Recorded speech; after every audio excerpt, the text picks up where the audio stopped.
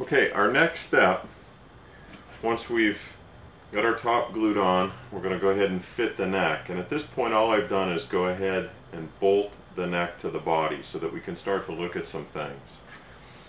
Basically what we're shooting for is to have the neck in plane with the top.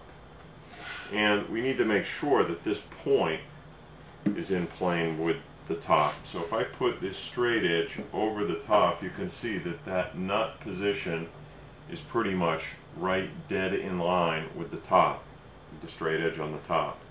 So we basically, you can see here that the neck is a little bit higher, the tang is a little bit higher, so we're going to actually take a fair amount of this material off to get back in plane all the way to the end. And what we're ultimately shooting for is to be able to put that straight edge completely on the top and have it rest completely flat.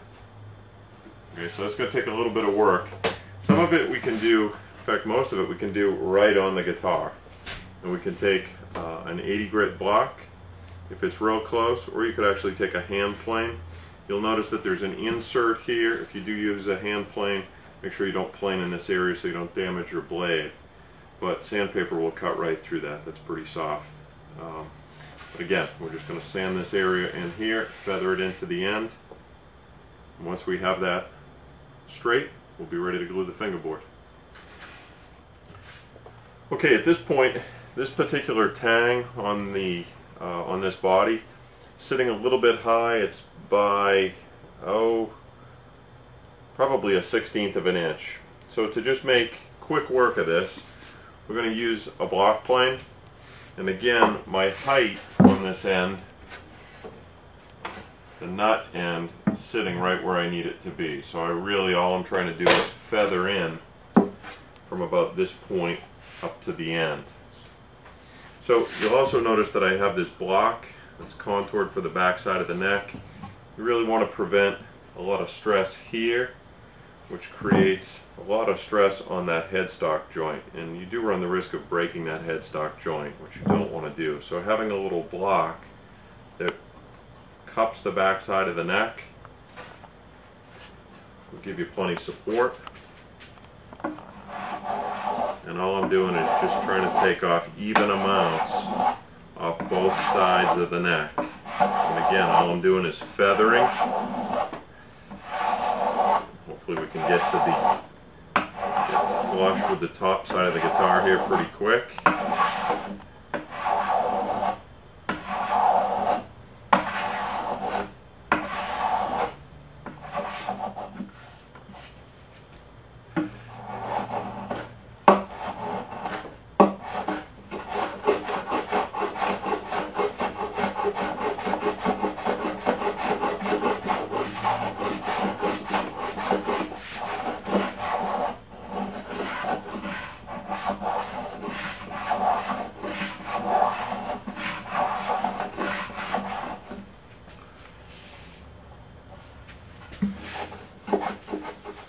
But we're starting to get pretty close.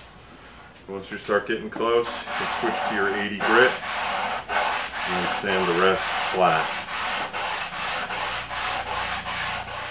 Okay, at this point we've used a combination of both the hand plane and the 80 grit sandpaper to really work on two things. One is this tang sat quite a bit higher than the guitar, by almost a 1/16 of an inch. And we really needed to sand that down, but also we want to make sure that the flatness of the neck remains intact. So I'm going to hold this up so that you can see this at this point. And you can see now that there's a nice flat surface that remains on the neck. And you can see that that also projects through the end of the guitar. So there's a little bit of daylight under there, and there's a slight crown at the top of this guitar.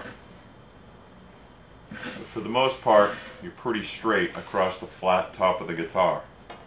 You can also sight down, and you can pretty much see it too. I mean, if I'm looking straight down the length of a neck, I can see that it's nice and flat and it's right in plane. So at this point, hold your fingerboard in the rough spot where it's going to attach to the neck, and you'll see at this point there should be no daylight between the back side of the fingerboard and the top side of the top. If there's any daylight, that says that the tang is still too high. You need to sand that down a little bit more to get this to sit nice and flush with the top. Same on both sides.